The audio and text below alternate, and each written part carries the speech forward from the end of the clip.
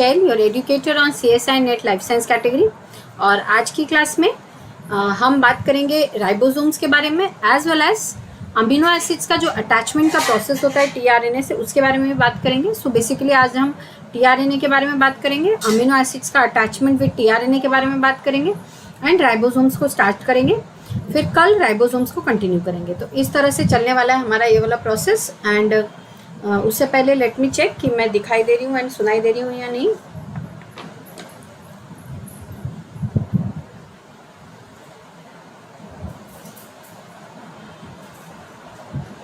Continue करेंगे तो इस तरह से yes, I am audible and visible. So class start करते हैं।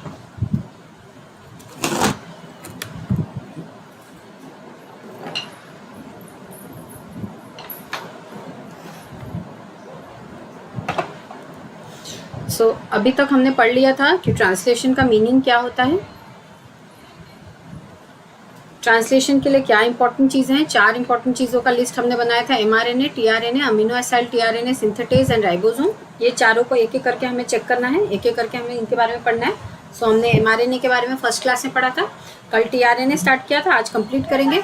उसके बाद अमीनो एसिड tRNA सिंथेटेज एक एंजाइम है जिसके बारे में पढ़ेंगे एंड फिर राइबोसोम के बारे में पढ़ेंगे। सो बेसिकली आज हम tRNA and amino acid tRNA synthetase ये दोनों के बारे में कंप्लीट करेंगे एंड राइबोसोम स्टार्ट करेंगे, फिर राइबोसोम्स के बारे में कल कंप्लीट करेंगे। उसके बाद हमने देखा था कि ORF क्या होता है। देखिए यहाँ पे मैसेंजर RNA के बारे में बात किया था, मैसेंजर RNA में हमने ORF क्या होता है बात किया था, स्टार्ट कोडॉन कौन कौन से होते हैं, स्टॉप कोडॉन कौन कौन से होते हैं, ये सारी चीज़ें की थी। कोडॉन क्या होता है पहले तो वो देखा था, फिर हमने देखा था स्टार्ट कोडॉन्स यूकैरियोट में कौन से होते हैं, प्रोकैरियोट में कौन से होते हैं, देन स्टॉप कोडॉन यूकैरियोट में एंड प्रोकैरियोट में कौन से होते हैं।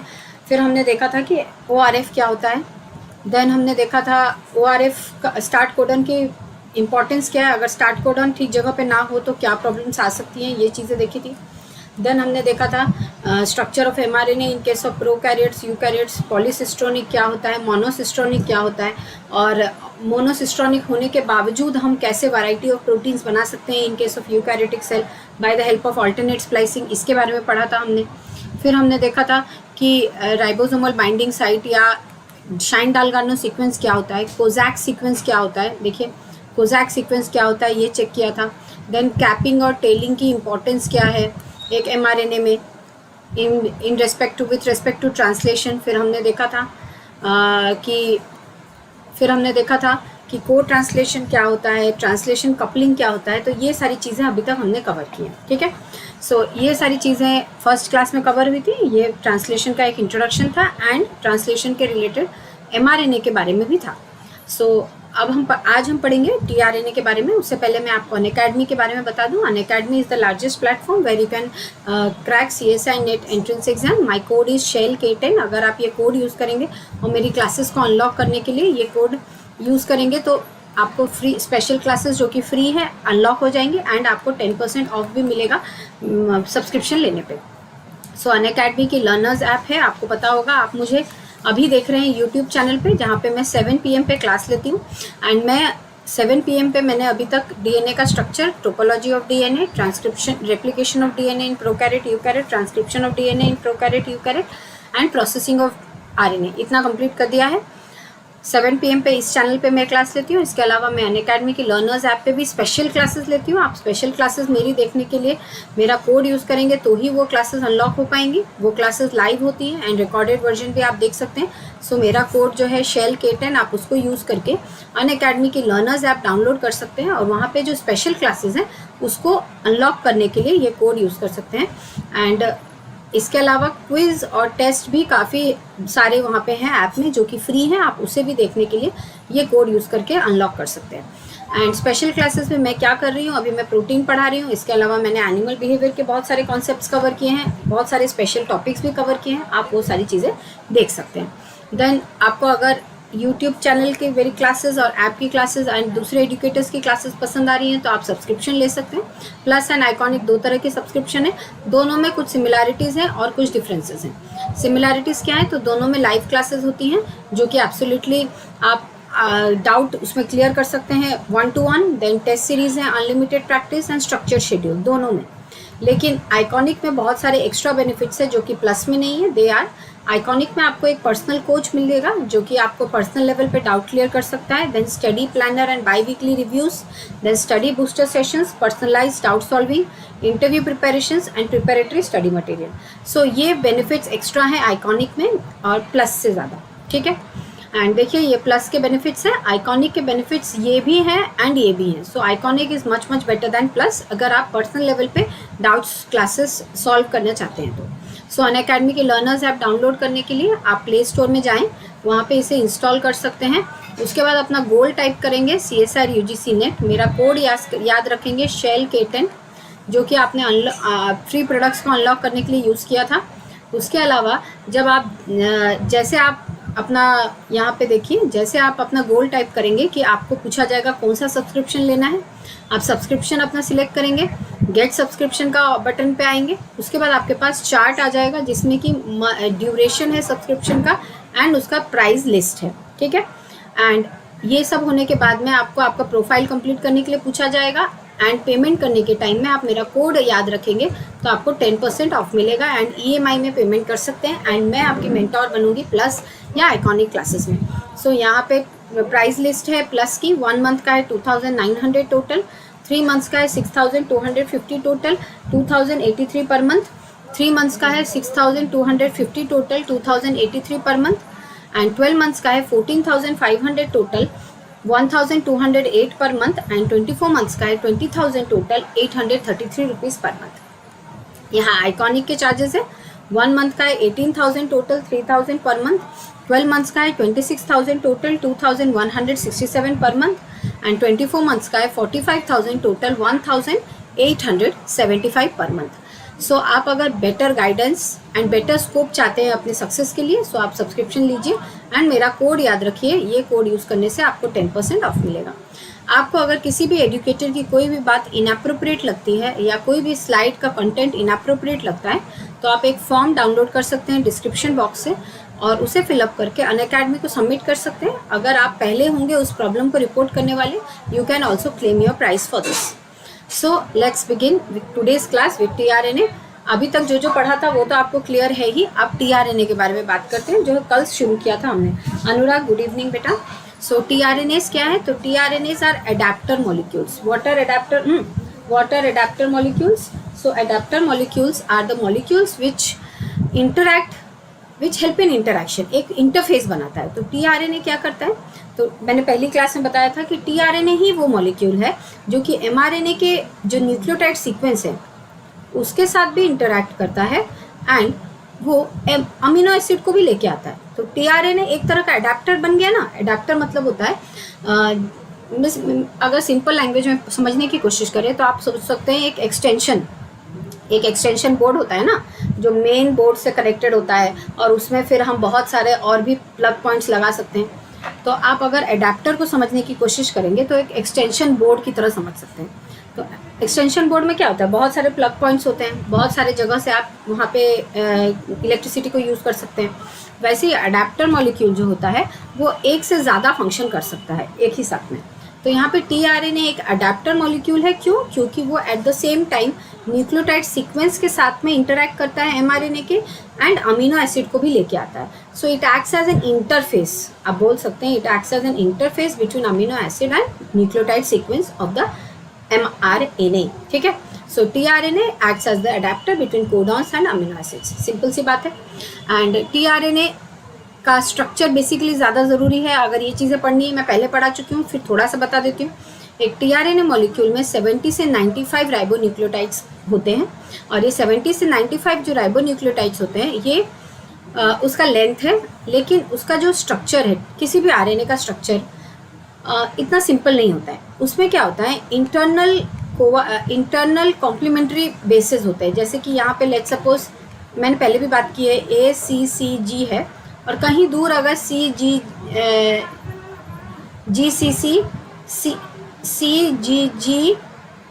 लेट्स सपोज ये है, तो यहाँ पे देखिए ये CGGU इसके साथ कॉम्प्लीमेंट्री हो गया। ये कॉम्प्लीमेंट्री होने की वजह से और ये सिंगल स्ट्रैंड होने की वजह से ये इंट्रा स्ट्रैंड पेयरिंग कर लेगा। इंट्रा स्ट्रैंड पेयरिंग होने की वजह से आरएनए मॉलिक्यूल्स का अलग अलग स्ट्रक्चर होता है। तो टीआरएनए का क्लोवर लीफ मॉडल है।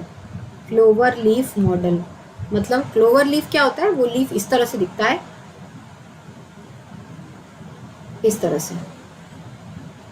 टीआरएनए भी कुछ ऐसा ही दिखता है, इस तरह से, ठीक है। तो टीआरएनए का जो सेकेंडरी प्राइमरी स्ट्रक्चर तो ये है सिंपल। आप अगर प्राइमरी स्ट्रक्चर की बात करेंगे टीआरएनए की तो क्या होगा, प्रिंसू गुड इवनिंग बेटा।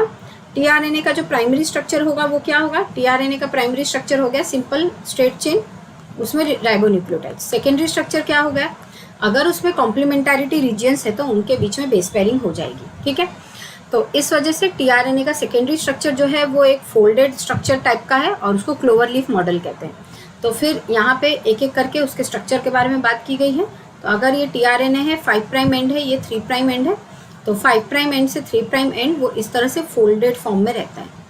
This is our secondary structure of tRNA and this structure is also called as clover leaf model. ये 5 प्राइम है, ये 3 प्राइम है एंड 3 प्राइम में है CCA, एक स्पेशल सीक्वेंस होता है, ट्राई सीक्वेंस, एक स्पेशल कोडॉन होता है जिसको बोलते हैं, कोडॉन नहीं सॉरी, एक स्पेशल न्यूक्लियोटाइड का सीक्वेंस होता है CCA at 3 prime end and ये स्ट्रक्चर को बोलते हैं। यहाँ पे बहुत सारे स्टेम एंड लूप है ना। तो ये इस वजह से टीआरएनए का जो सेकेंडरी स्ट्रक्चर है उसको क्लोवर लीफ मॉडल कहते हैं। यहाँ पे आ जाते हैं डायरेक्ट हम उसके स्ट्रक्चर पे, यहाँ पे देख सकते हो। तो ये देख सकते हैं ये 5 प्राइम एंड है, 3 प्राइम एंड है, 3 प्राइम एंड में CCA है और ये वाली रीजन में देखिए यहाँ पे कॉम्प्लीमेंटारिटी है। मतलब यहाँ पे लेट्स सपोज G है तो यहाँ C है, यहाँ C है तो यहाँ G है, A है तो यहाँ U है, यहाँ U है तो यहाँ A है। इस तरह से यहाँ कॉम्प्लीमेंटारिटी होने की वजह से यहाँ पे बेस पेयरिंग हो रही है, यहाँ पे, यहाँ पे, यहाँ पे एंड यहाँ पे, ठीक है। जहाँ जहाँ बेस पेयरिंग हो रही है उसको बोलते हैं स्टेम और जो अनपेयर्ड स्ट्रक्चर है उसको बोलते हैं लूप। देखिए ये लूप है, ये अनपेयर्ड है क्योंकि यहाँ पे कॉम्प्लीमेंटारिटी पेयरिंग नहीं है। मतलब यहाँ पे G, C, U, A इस तरह से रैंडम है, ऐसा नहीं है कि कॉम्प्लीमेंट्री सीक्वेंसेस हैं जिस वजह से उनके बीच में बेस पेयरिंग हो सके। नो, ये देखिए यहाँ पे ये रीजन बस ऐसे ही है, यहाँ पे कोई कॉम्प्लीमेंटारिटी नहीं है जिस वजह से इसको कहा जाता है लूप। एंड स्टेम किसको कहा जाता है, जहाँ पे कॉम्प्लीमेंट्री बेस पेयरिंग है। तो कॉम्प्लीमेंट्री बेस पेयरिंग होने से स्टेम, नहीं होने से लूप, ये मैंने पहले भी बताया है आप लोगों को। सो ये देख सकते हैं ये रीजन हो गया हमारा एक्सेप्टर आर्म, ठीक है, एक्सेप्टर स्टेम भी आप बोल सकते हैं, ठीक है।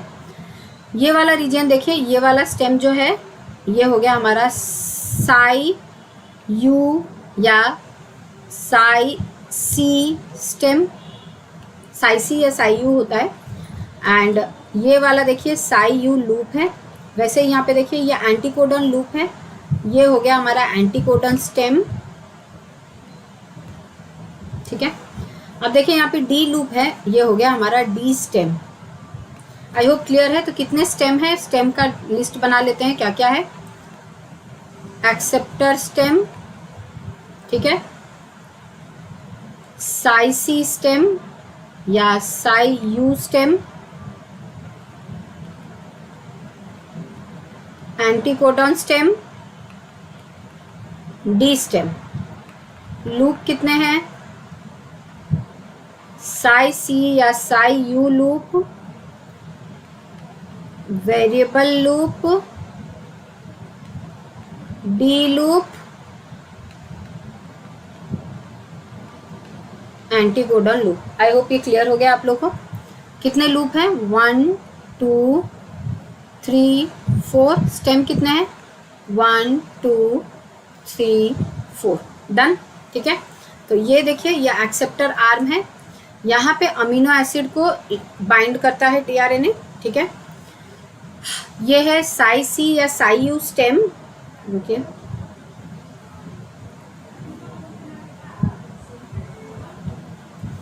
और ये है Sai you loop. Sai you loop का मतलब है, इसको टी साई सी या टी साई यू भी कहते हैं। इसका मतलब क्या है कि यहाँ पे थाइमिन है, स्यूडोयूरिडिन है और साइटोसिन है, या थाइमिन है, स्यूडोयूरिडिन है एंड हाँ थाइमिन है। एक्चुअली में इसको बोला जाता है T psi C loop. T psi C loop का मतलब है, ये साई यू का मतलब है स्यूडोयूरिडिन, ठीक है। तो टी साई सी लूप का मतलब है कि इस लूप में, यहाँ पे मैं रब करके दिखा देती हूँ, एक सेकेंड,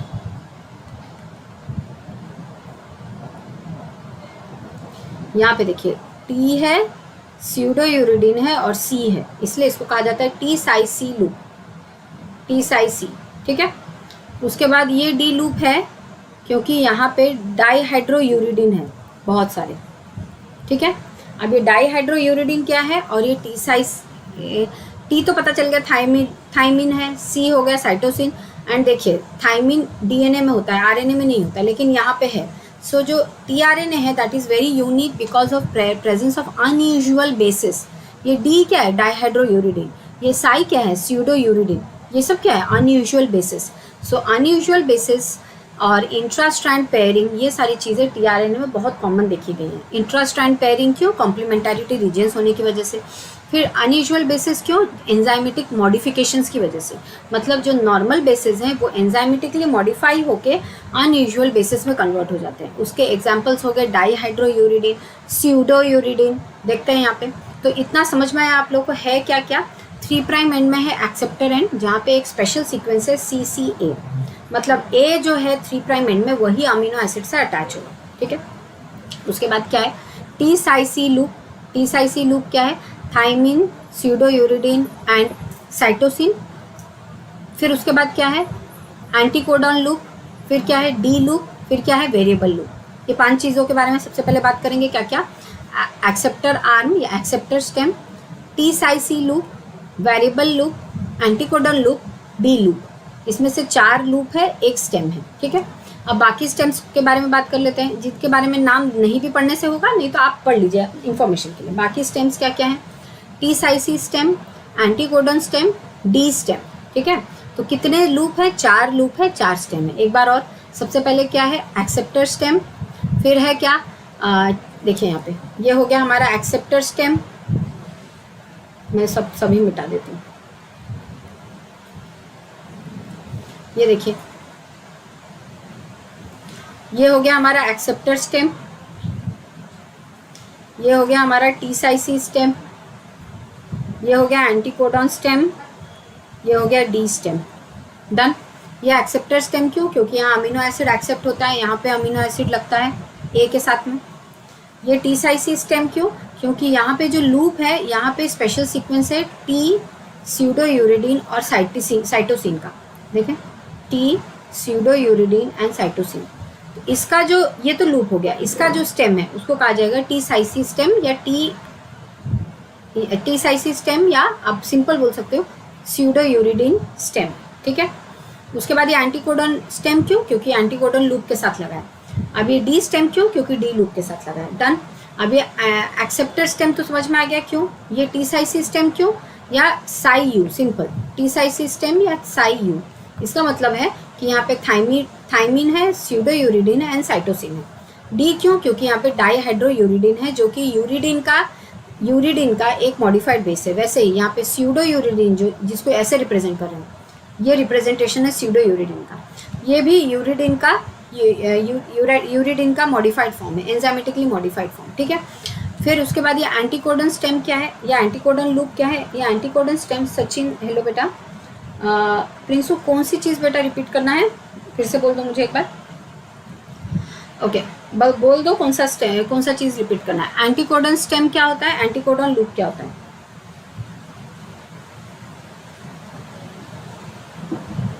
देखें एंटीकोडॉन लूप यहाँ है, एंटीकोडॉन स्टेम क्या है यहाँ है। सचिन थैंक यू बेटा, it is very nice to see all of you back, क्योंकि बहुत दिन से मैं क्लास ले रही हूँ, कोई है ही नहीं, थैंक गॉड आप लोग सब आ गए। ओके देखिए यहाँ पे एंटीकोडॉन लूप है यहाँ पे, अब ये एंटीकोडॉन स्टेम है ना, ये एंटीकोडॉन लूप है। अच्छा यहाँ पे ना मौसम बहुत ख़राब है, ऑरेंज अलर्ट है, आप लोग देखे होंगे भुवनेश्वर उड़ीसा में एक कोस्टल एरिया है ना, यहाँ पे बहुत बारिश होती है, तो अभी ऑरेंज अलर्ट दिया हुआ है। तो अगर नेटवर्क ख़राब हो जाए तो प्लीज़ मुझे बोल देना, और मैं पूछूँ कि दिख रहा है कि नहीं तो भी मुझे रिप्लाई कर देना जल्दी से, ठीक है। आप इनको कौन सा डाउट है मुझे बोल दो। हाँ एंटीकोडॉन लूप और एंटीकोडॉन स्टेम क्या होता है, तो एंटीकोडॉन लूप क्या होता है, तो ये कोडॉन से बाइंड करता है, थोड़ी देर में इसके बारे में देखेंगे। डी लूप क्या है, क्योंकि डाईहाइड्रोयूरिडीन है, तो यहाँ पे अनयूजुअल बेसिस है, इंट्रास्ट्रैंड पेयरिंग है, ये सारी चीज़ें यहाँ पे अलग हैं जो कि नॉर्मली आरएनए में नहीं होती है। अब ये चीज़ें क्या है वो देख लेते हैं, डाईहाइड्रोयूरिडीन एंड स्यूडोयूरिडीन। यहाँ देखो ये नॉर्मल है, ये एक राइबोज शुगर है। एंड क्या होता है normally, sugar, nitrogenous base and phosphate, एक न्यूक्लियोटाइड तो ऐसे ही बनता है ना। तो यहाँ पे देखिए ये एक शुगर है ना, ये नाइट्रोजनियस बेस है। ये नाइट्रोजनियस बेस जो यहाँ पे है वो क्या है, यूरासिल। और यूरासिल जब शुगर के साथ लग जाता है उसको बोलते हैं यूरिडाइन, ठीक है। तो यहाँ पे देखो शुगर के साथ यूरासिल बन लगा है बाय द अच्छा Prince, okay, by the presence of glycosidic bond, है ना। फिर से देखते हैं एक बार, ये ग्लाइकोसाइडिक बॉन्ड है, देखिए ये ग्लाइकोसाइडिक बॉन्ड कहाँ है, देखिए this glycosidic bond is form due to C1 prime of ribose and N1 of uracil, है ना। राइबोस का कौन सा कार्बन यहाँ पे लगा है, फर्स्ट वाला, ये वाला। सो C1 प्राइम ऑफ राइबोस यहाँ पे देखिए एंड N1 ऑफ यूरासिल, ये नॉर्मल है, ठीक है। अब यही मॉडिफाई हो जाता है enzymatically because of some enzymes, ये मॉडिफाई हो जाता है स्यूडो यूरिडिन में एंड डाईहाइड्रो यूरिडिन में, and they are called as modified bases. मैंने ये डिटेल में पढ़ाया है डीएनए में, डीएनए के स्ट्रक्चर में मैंने ये पढ़ाया है, और उसका एक प्ले लिस्ट में अवेलेबल भी है, modified bases, enzymatically modified bases, वो एक बार चेक कर लेंगे, ठीक है।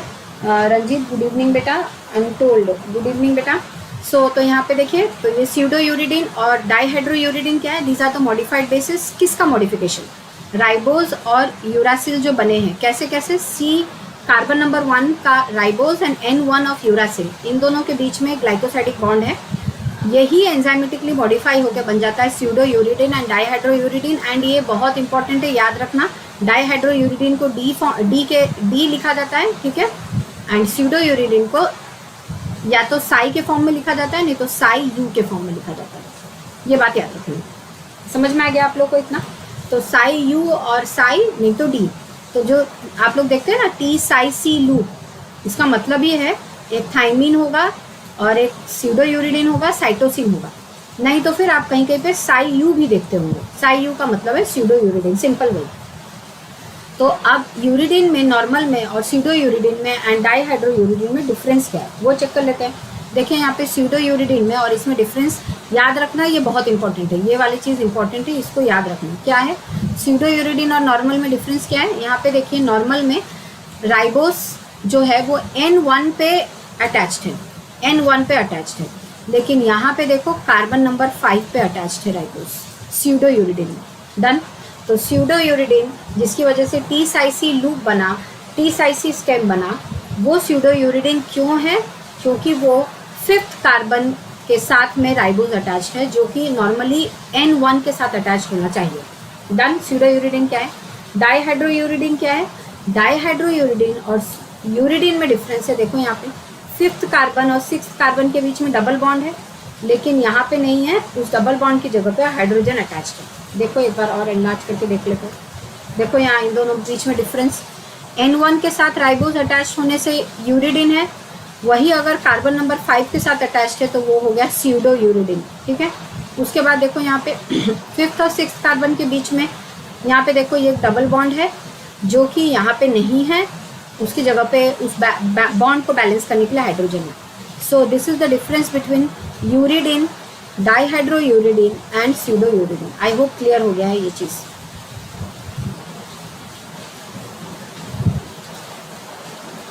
ओहो सचिन, देखो मैं ट्रांसलेशन पढ़ा रही हूँ, ठीक है। तो ट्रांसलेशन में फर्स्ट स्टेप में हमने, ट्रांसलेशन में 4 चीज़ें इंपॉर्टेंट है। सबसे पहले क्या क्या, mRNA, tRNA, राइबोसोम, ठीक है, and amino acyl tRNA synthetase, ठीक है।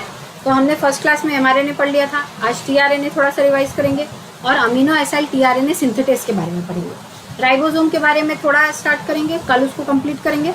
उसके बाद हम ट्रांसलेशन के मेन प्रोसेस में चले जाएंगे, initiation of translation in prokaryotes, फिर इलॉन्गेशन पढ़ेंगे, फिर टर्मिनेशन पढ़ेंगे, फिर यूकैरियोट्स का इनिशिएशन, इलॉन्गेशन, टर्मिनेशन। इतना ही है मेरा प्लान इस चैप्टर का। तो अभी mRNA कंप्लीट हो गया है, tRNA और अमीनो एसाइल tRNA सिंथेटेस को कल कंप्लीट करना था लेकिन वो हो नहीं पाया, तो उसे आज कंप्लीट करना है। तो tRNA and amino acid tRNA synthesis आज कंप्लीट होगा। राइबोसोम में पढ़ा चुकी हूँ, इसलिए उसमें ज़्यादा टाइम नहीं वेस्ट करना है, आज स्टार्ट करके कल कंप्लीट करना है, फिर इनिशिएशन में एंटर करेंगे। ठीक है सचिन, आई होप क्लियर हो गया मेरी बातें। तो आप लोग को समझ में आ गया टीआरएनए का जो नॉर्मल बेस है उसका मतलब समझ में आ गया, नॉर्मल स्ट्रक्चर का मीनिंग समझ में आ गया। यहाँ देखिए, यहाँ पे सारी चीज़ें हैं, आप ये पढ़ लेंगे कि डी लूप का मतलब क्या होता है, जो मैंने बात बताई वही सारी यहाँ पे है। उसके अलावा वेरिएबल लूप को वेरिएबल लूप इसलिए कहा जाता है क्योंकि उसमें 3 से 21 बेसिस का वेरिएशन होता है। कभी वो 3, 4, 5 इतने 3 से 21 बेसिस का नंबर उसके अंदर रहता है। ठीक है, तो ये चीज़ें हो गई। अब हम बात करेंगे ये था अमीनो टीआरएनए का एक ब्रीफ आइडिया। अब हम पढ़ेंगे अमीनो एसाइल टीआरएनए सिंथेटेस के बारे में। आई थिंक ये आज कंप्लीट हो जाएगा क्योंकि ये इम्पॉर्टेंट है थोड़ा, और ये इम्पॉर्टेंट होने की वजह से इसको अच्छे से हमको पढ़ना है। ठीक है, हाँ बेटा सचिन, मैं डेली आती हूँ 7 PM को। ठीक है, तो अभी हम पढ़ेंगे amino acid tRNA synthetase enzyme के बारे में। ये एंजाइम के बारे में पूरा डिटेल में पढ़ के फिर हम घुसेंगे राइबोसोम में और फिर इनिशिएशन में आ जाएंगे। ठीक है, so amino acid tRNA synthetase करता क्या है। उससे पहले एंटीकोडॉन लूप, आई होप आपको पता है एंटीकोडॉन लूप, फिर भी मैं एक बार खाली बता देती हूँ। जैसे कि ये एमआरएनए है, ये मेरे पास पिक्चर है, रुकिए अच्छी पिक्चर है, क्यों ना उसको यूज़ कर लिया जाए। नहीं लाइन में वो पिक्चर, ओके यहाँ पे बता देती हूँ। जैसे ये एमआरएनए है, एमआरएनए का लेट्स सपोज AUG ये कोडॉन है हमारा, एक कोडॉन। अब टीआरएनए जो आएगा ना, टीआरएनए क्या करेगा, अपने साथ में एक अमीनो एसिड लेके आता है एक्सेप्टर आर्म में। उसका जो एंटीकोडॉन एंड है वो एंटीकोडॉन में होगा यहाँ पे, क्योंकि AUG है तो वहाँ पे होगा UAC। तो अगर ये टीआरएनए मैं यहाँ पे बनाऊंगी जो कि AUG है मिथियोनिन में, उसके लिए आएगा, तो यहाँ पे उसके एंटीकोडॉन स्टेम में होगा UAC एंड यहाँ पे होगा मिथियोनिन नाम का amino acid MET,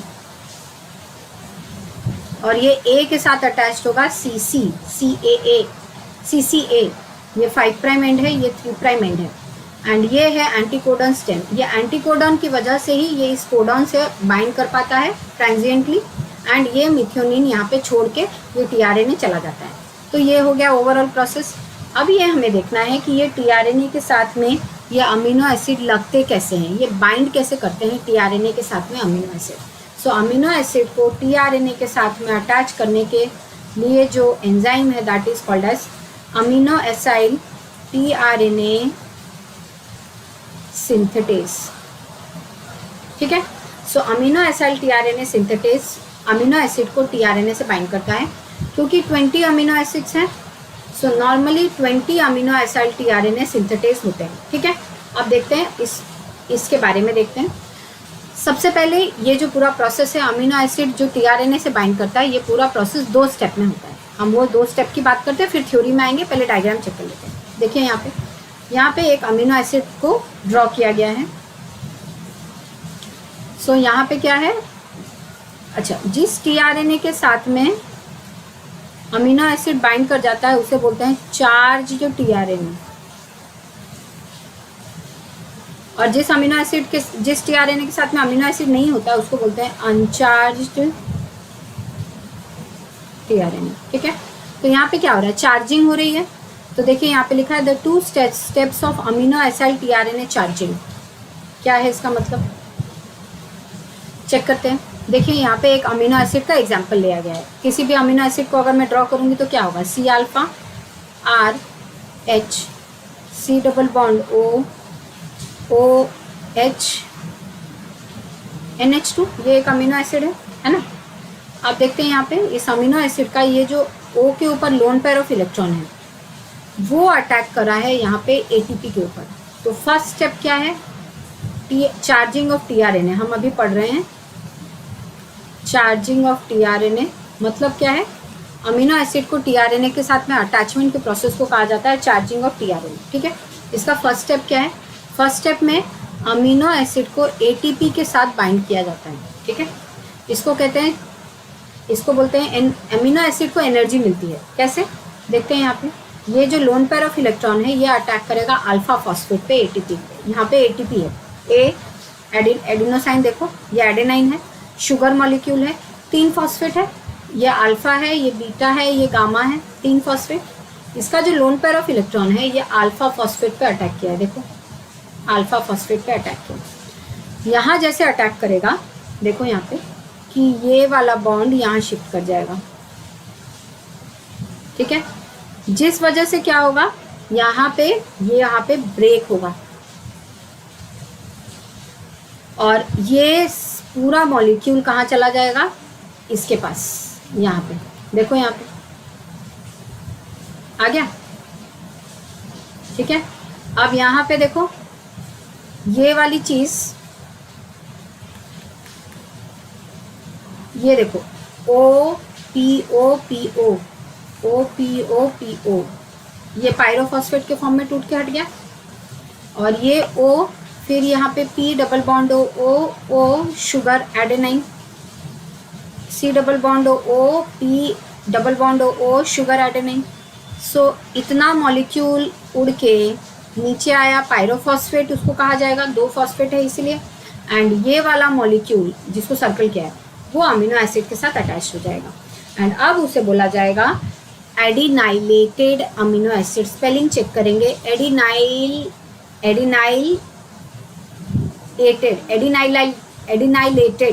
एडिनाइलेटेड amino acid का मतलब है कि जो एडिनोसाइन जो है शुगर के साथ जो अटैच हुआ है विथ 1 फॉस्फेट, मतलब एडिनाइल ग्रुप जो है वो अटैच हो गया अमीनो एसिड के साथ में।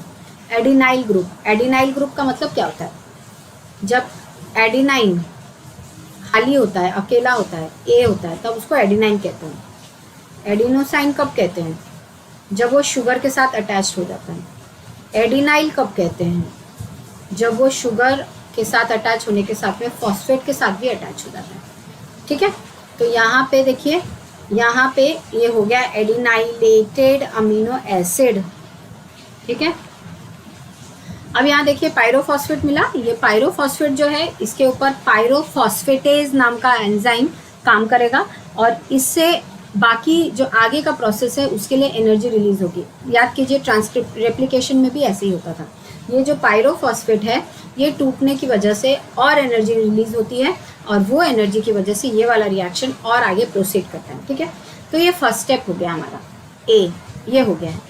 इसमें चार्जिंग ऑफ अमीनो एसिड हो रहा है, क्या अमीनो एसिड को एटीपी के साथ में अटैच करके उसमें से पायरोफॉस्फेट निकल गया और क्या रह गया, AMP। This is AMP, this was ATP। शुरुआत हुई थी ATP से, अब है AMP और ये AMP अटैच्ड है अमीनो एसिड के साथ में जिसको बोले जाएगा एडिनाइलेटेड अमीनो एसिड। अब देखो यहाँ पे एडिनाइलेटेड अमीनो एसिड जो है, अब ये चार्ज हो चुका है अमीनो एसिड, अब ये टीआरएनए के साथ में इंटरैक्ट करेगा, टीआरएनए के साथ अटैच हो जाएगा और उस टीआरएनए को कहा जाएगा चार्ज्ड टीआरएनए। तो एडिनाइलेटेड अमीनो एसिड कब बनता है, जब अमीनो एसिड के साथ में एटीपी बाइंड करता है और वो एटीपी से 2 फॉस्फेट हट जाता है। AMP जब अटैच होता है, सिंपल अमीनो एसिड के साथ जब आप AMP देखेंगे तो याद रखेंगे उसको बोला जाएगा एडिनाइलेटेड अमीनो एसिड। अब एडिनाइलेटेड अमीनो एसिड के साथ में टीआरएनए अटैच होगा। देखो यहाँ पे टीआरएनए, देखो ये टीआरएनए है, CCA क्या है ये याद हो रहा होगा, अभी मैंने थोड़ी देर पहले ही डायग्राम बनाया था। ये वाला पोर्शन यहाँ पे क्या है, ACC, यहाँ पे वही है ना। तो देखो यहाँ पे अमीनो एसिड एक्सेप्टर आर्म, ये देखो ये डायग्राम को, ये जो क्लोवर लीफ मॉडल था वो और ज़्यादा, मतलब वो और ज़्यादा उसका एक्चुअल स्ट्रक्चर अगर देखा जाएगा तो इस तरह से दिखेगा एक टीआरएनए। तो देखो यहाँ पे ये हो गया अमीनो एसिड एक्सेप्टर एंड, जो एक्सेप्टर स्टेम जो देखा था ना हमने वो यहाँ है। CCA मतलब ये 3 प्राइम पोजीशन है। तो जो A है, जो A है वो ऊपर तो C के साथ अटैच्ड है, फिर वो C के साथ अटैच्ड है। A का OH कौन सा पोजीशन का फ्री है, 3 प्राइम वाला फ्री है, तो वो अटैक करेगा इस कार्बन पे जिसको बोलेंगे carboxyl carbon of amino acid. अब ये carboxyl carbon of amino acid पे अटैच होने की वजह से ये यहाँ पे चला जाएगा एंड यहाँ पे टूटेगा। देखो फिर ये वाला चीज़ यहाँ आ गया, ओ पी डबल बॉन्ड, रुके मैं इनलार्ज करके दिखा देती हूँ। देखिए O P double bond O minus, O P double bond O minus, sugar adenine. तो ये AMP बाहर आ गया एंड यहाँ पे देखिए, यहाँ पे ये वाला रीजन इसके साथ में अटैच्ड होके रह गया। ये जो बॉन्ड बना है this is very high energy bond and ये टूटता है कब, जब अमीनो एसिड को छोड़ के जाना होता है tRNA को उस साइट में जहाँ ट्रांसलेशन हो रहा है, तब ये वाला बॉन्ड टूटेगा। डन। तो यहाँ पे 2 स्टेप्स हैं। सबसे पहले क्या है, adenylation of amino acid. Second step क्या है, transfer of the adenylated amino acid to tRNA। सबसे पहले क्या है, adenylation of amino acid. Second क्या है, transfer of the adenylated amino acid to tRNA which attaches the amino acid to the 3' OH end. Amino acid का जो A है, CCA है ना, इस A के 3' OH की वजह से वो अटैच हो जाता है, अमीनो एसिड अटैच हो जाता है tRNA में। आई होप यहाँ तक सबको क्लियर है, किसी को कोई प्रॉब्लम नहीं है।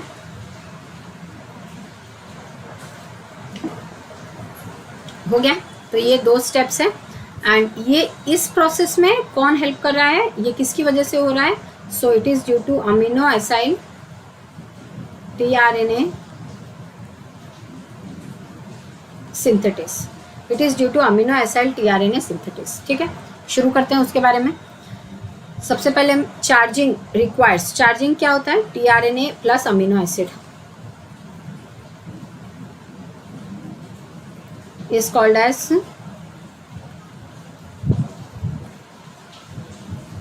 charging of tRNA. Charging requires an acyl linkage between the carboxyl group of amino acid and the 2 or 3 hydroxyl group of the adenosine nucleotide that protrudes from the acceptor stem at 3' end. This acyl linkage मतलब किसके बारे में बात हो रही है, इसके बारे में,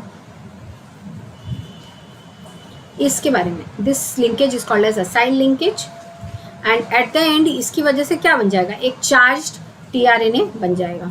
ठीक है, तो ये वाला जो प्रोसेस है, एनर्जी रिलीज हुई है, जब एसाइल बॉन्ड टूटेगा तब एनर्जी रिलीज होगी। ये बॉन्ड कब टूटेगा, जब tRNA अमीनो एसिड को लेके आ जाएगा राइबोसोम के पास में, mRNA के पास में, और अमीनो एसिड को वहाँ छोड़ के tRNA को जाना पड़ेगा, तब वो एसाइल लिंकेज टूटेगा and large amount of energy is release. That helps in, ये इंपॉर्टेंट है, that helps in peptide bond formation that links amino acid to the polypeptide chain. मतलब देखते हैं, ये mRNA है, यहाँ पे लेट सपोज UUU है, यहाँ था AUG, यहाँ समझ लीजिए CCC है, यहाँ देखिए राइबोसोम बाइंड किया हुआ है। ठीक है, ये राइबोसोम बाइंड किया है, tRNA आया है, UUU का मतलब होता है फिनाइल एलानाइन, और यहाँ पे लेके आया है AAA क्योंकि उसको UUU के साथ में ट्रांजिएंटली बाइंड करना है। सो यहाँ पे मैं tRNA लगा देती हूँ। ये tRNA A होने की वजह से एक दूसरे के साथ बाइंड कर गए, और इसके ऊपर लगा है फिनाइल एलानाइन। ठीक है, और ये फिनाइल एलानाइन जो है, ये यहाँ पे ये जो tRNA है उसके साथ में फिनाइल एलानाइन कैसे अटैच था, CCA की वजह से। डायग्राम देख लेते हैं एक बार, ये CCA की वजह से अटैच्ड है, CCA की वजह से, है ना।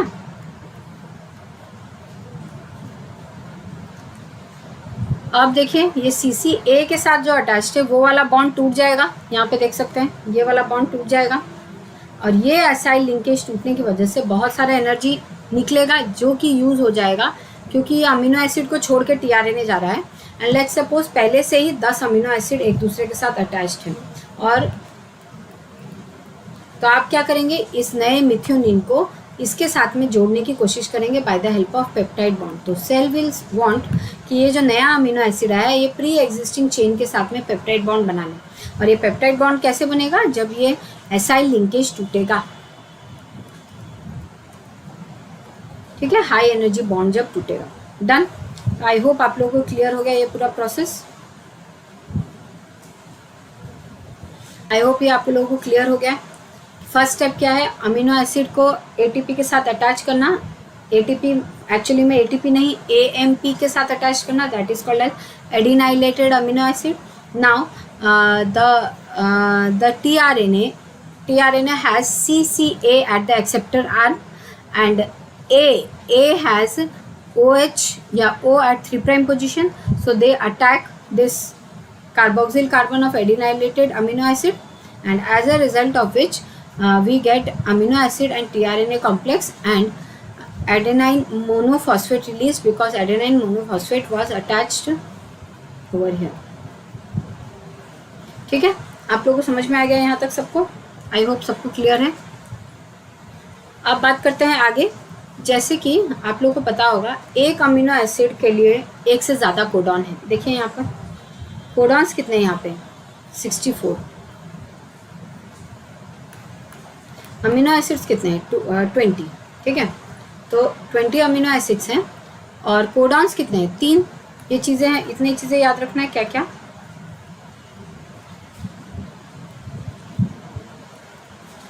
क्या क्या है, अमीनो एसिड है, कोडॉन है 3. ठीक है, एंड अमीनो एसिड कोडॉन है 3 न्यूक्लियोटाइड का सीक्वेंस. ठीक है, हाँ देखिए यहाँ पे, तो यहाँ पे कोडॉन्स कितने तरह के 3 तरह के. हाँ कोडॉन्स 3 तरह के, अमीनो एसिड्स है 20. डन, अमीनो एसिड्स 20, कोडॉन्स 3 तरह के. एंड कोडॉन 3 तरह के अगर हैं, नहीं सॉरी एक सेकेंड.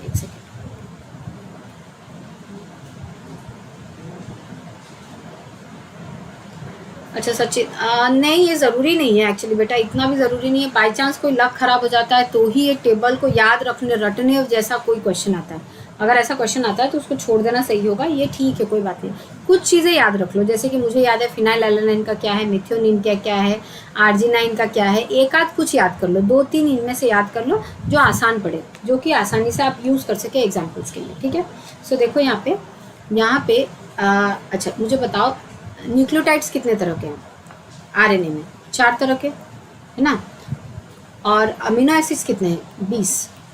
ठीक है, यहीं पे परम्यूटेशन कॉम्बिनेशन का सीक्वेंस फार्मूला लगाने से पता चला कि 3 न्यूक्लियोटाइड का सीक्वेंस एक कोडॉन होता है एंड एक कोडॉन एक अमीनो एसिड के लिए कोड करता है. तो देखो 4 न्यूक्लियोटाइड का सीक्वेंस है, 20 अमीनो एसिड है. अगर चारों सिंगल यूज़ कर लेंगे तो सिर्फ 4 अमीनो एसिड के लिए एक न्यूक्लियोटाइड यूज़ होगा. अगर सबको डबल स्क्वायर कर देंगे तो 2 to the power 2. अच्छा एक सेकेंड, हाँ 4 को अगर हम स्क्वायर कर देंगे तो क्या होगा 4 4 जा 16, तो भी 20 अमीनो एसिड्स नहीं बने. तो क्या करना पड़ेगा 4 का क्यूब विच इज़ 64. सो 64 करने से 20 अमीनो एसिड्स बन रहा है. आई होप ये वाला आपको समझ में आ रहा है. क्या बोल रहा हूँ, 4 न्यूक्लियोटाइड्स बट 20 अमीनो एसिड्स. तो क्या होगा 4 न्यूक्लियोटाइड्स पर 20 अमीनो एसिड्स. चारों न्यूक्लियोटाइड अगर एक एक करके एक अमीनो एसिड के लिए कोड करने लग जाएंगे तो सिर्फ 4 ही अमीनो एसिड कोड होगा. तो यहाँ पे 4 to the power 1 अगर कर देंगे तो 4 ही अमीनो एसिड होगा. अब 2 करके देखते हैं, 4 to the power 2 कितना होगा 8. ये भी काम नहीं चलेगा. 4 to the power 3, 4 4 जा 16. यहाँ पे क्या होगा 4 4 जा 16, 16 4 जा 64. सो 64 अमीनो एसिड्स बनेंगे अगर हमने 3 का कॉम्बिनेशन लिया. 4 न्यूक्लियोटाइड से, लेकिन कॉम्बिनेशन कितने का लेना है 3 का कॉम्बिनेशन लेना है. यहाँ पे हमने 1 के कॉम्बिनेशन में न्यूक्लियोटाइड्स को यूज़ करना चाहा, यहाँ पे हमने 2 के कॉम्बिनेशन में न्यूक्लियोटाइड्स को यूज़ करना चाहा, लेकिन यहाँ पे 3 के कॉम्बिनेशन में यूज़ हो रहा है. इसीलिए कहा जाता है 1 codon is equal to 3 nucleotides. Done. और यहाँ पे देखिए ये पूरा टेबल है. यहाँ पे एक ही देखिए ध्यान देने वाली बात यह है कि एक ही अमीनो एसिड के एक से ज़्यादा कोडॉन्स हैं. तो आप यहाँ पे लिख देंगे 1 अमीनो एसिड मेनी कोडॉन्स. ठीक है, 1 amino acid many codons. Then next 1 amino acid 1 amino acyl tRNA synthetase. ठीक है, डन. इतना तो डन है ना. आगे बढ़ते हैं. Each of the 20 amino acids AUG start codon. Yes Prinsu. Each of the 20 amino acids is attached to the appropriate tRNA by dedicated tRNA synthesis. मतलब 20 अमीनो एसिड्स हैं तो 20 अमीनो एसाइल tRNA सिंथेटेस हैं almost.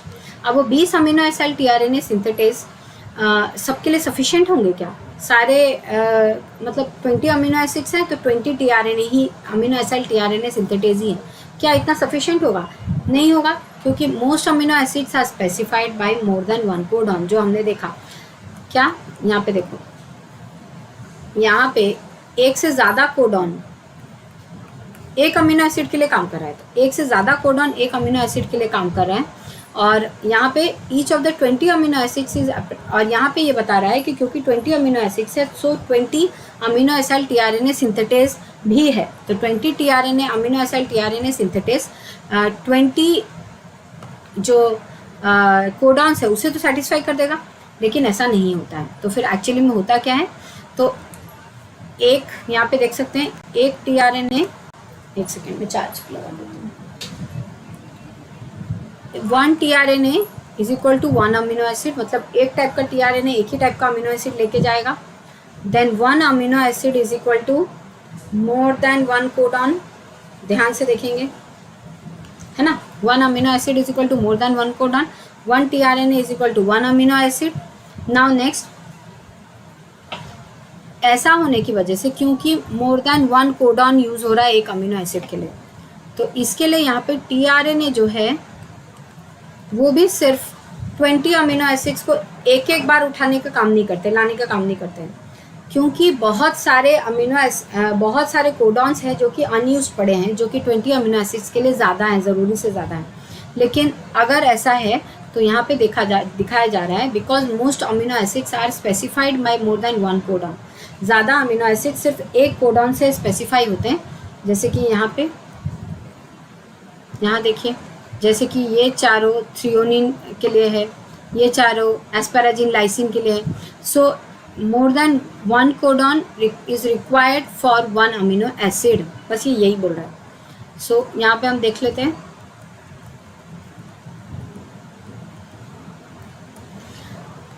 हाँ, it is not uncommon, अब क्या बोल रहा है कि it is not uncommon for 1 synthetase to recognise and charge more than 1 tRNA, मतलब हर अमीनो एसिड टीआरएनए सिंथेटेज के लिए एक एंजाइम है, और ये एंजाइम टीआरएनए को अमीनो एसिड के साथ लगाएगा। लेकिन क्योंकि एक अमीनो एसिड एक से ज़्यादा कोडॉन से कोड हो जाते हैं, इसलिए टीआरएनए भी सिर्फ 20 टाइप्स का होने से नहीं होगा। तो ऐसा होता है, एक कोडॉन के लिए एक से ज़्यादा टीआरएनए चाहिए होते हैं, किसी एक कोडॉन के लिए एक से ज़्यादा टीआरएनए चाहिए होता है। मतलब जैसे कि AUG है तो इसके लिए सिर्फ एक टीआरएनए नहीं, कुछ और टीआरएनए भी लगेंगे, जैसे कि यहाँ पे देख सकते हैं,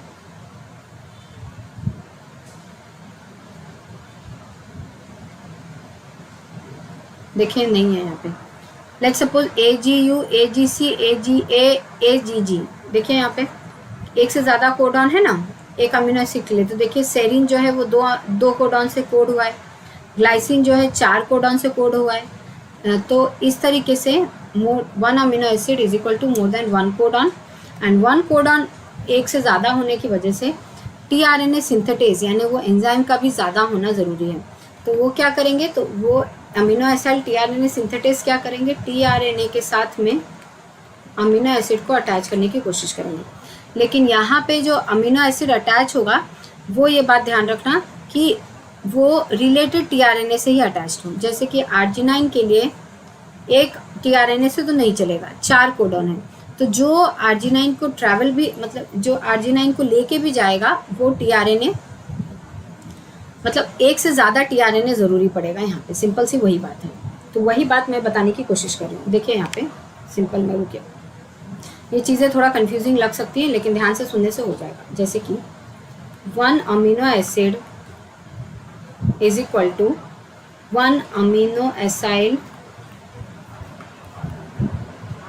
टीआरएनए सिंथेटेज, ठीक है, 1 कोडॉन, तो 1 amino acid is equal to 1 amino acyl tRNA synthetase.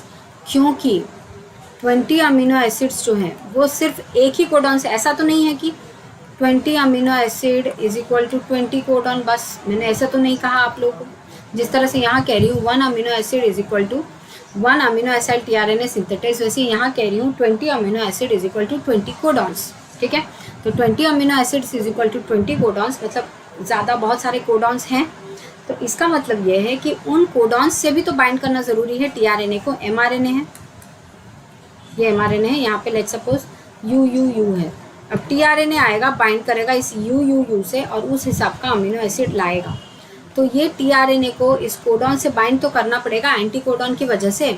तो इसके लिए बहुत सारे कोडॉन्स रह गए, यहाँ पे देखिए बहुत सारे कोडॉन्स रह गए। इन कोडॉन्स का क्या, ठीक है, इसके लिए टीआरएनए, क्योंकि 20 अमीनो एसिड ही हैं इसलिए 20 टीआरएनए ही हैं, लेकिन इतने सारे कोडॉन्स होने की वजह से टीआरएनए क्या करते हैं, एक ही टाइप के अमीनो एसिड के लिए काम करते हैं। जैसे यहाँ देखिए कोडॉन है UCU, UCC, UGA, UCG, ये 4 कोडॉन एक ही सेरिन के लिए, एक ही अमीनो एसिड के लिए काम कर रहा है सेरिन।